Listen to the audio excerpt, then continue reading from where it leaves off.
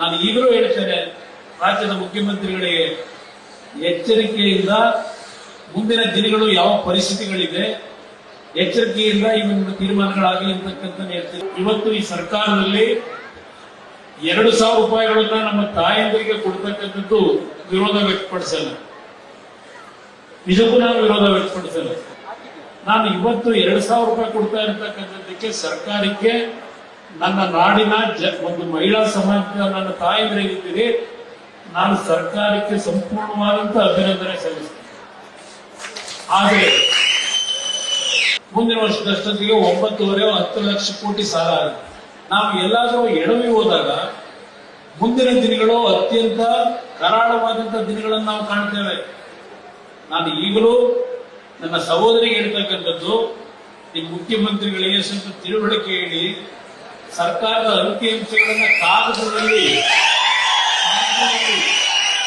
ನೀವು ಬಜೆಟ್ ಮುಖಾಂತರ ತೋರಿಸಿದ ತಕ್ಷಣ ಸರಿಪಡಿಸ್ಕೊಳ್ಳಿಕ್ಕಾಗಲ್ಲ. ನಾನು 2 ಬಾರಿ ಮುಖ್ಯಮಂತ್ರಿಯಾಗಿ ಕೆಲಸ ಮಾಡಿದ್ದೇನೆ. ಆಕಸ್ಮಿಕವಾಗಿ ಅಂತ ಮುಂದಿನ ದಿನಗಳ ಪರಿಸ್ಥಿತಿಗಳು ಏನಾಗಬಹುದು ಇದೆಲ್ಲವನ್ನ ಗಮನದಲ್ಲಿ ಇಟ್ಕೊಂಡು ನಾನು ಈಗಲೂ ಹೇಳ್ತೇನೆ, ರಾಜ್ಯದ ಮುಖ್ಯಮಂತ್ರಿಗಳಿಗೆ ಎಚ್ಚರಿಕೆಯಿಂದ ಮುಂದಿನ ದಿನಗಳು ಯಾವ ಪರಿಸ್ಥಿತಿಗಳಿದೆ ಎಚ್ಚರಿಕೆಯಿಂದ ಇವನ್ನು ತೀರ್ಮಾನಗಳಾಗಲಿ ಅಂತಕ್ಕಂಥ ಹೇಳ್ತೇನೆ. ಯಾಕೆಂದ್ರೆ ಕೇಂದ್ರ ಸರ್ಕಾರವು, ನಾನಿಲ್ಲಿ ಮಂತ್ರಿಯಾಗಿ ಕೆಲಸ ಮಾಡ್ತಾ ಇದ್ದೇನೆ, ಇವತ್ತು ಹತ್ತತ್ರ ಅಲ್ಲೂ 300 ಲಕ್ಷ ಕೋಟಿಗೆ ಸಾಲಕ್ಕೆ ಹೋಗ್ತಾ ಇದ್ದೇವೆ.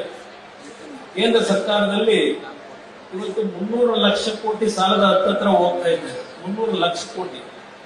ಆದರೆ ಹಲವಾರು ರೀತಿಯ ಕ್ಯಾಪಿಟಲ್ ಒಂದು ಅಸೆಟ್ ಇಂದ ಕ್ರಿಯೇಟ್ ಏನ್ ಮಾಡಬೇಕು.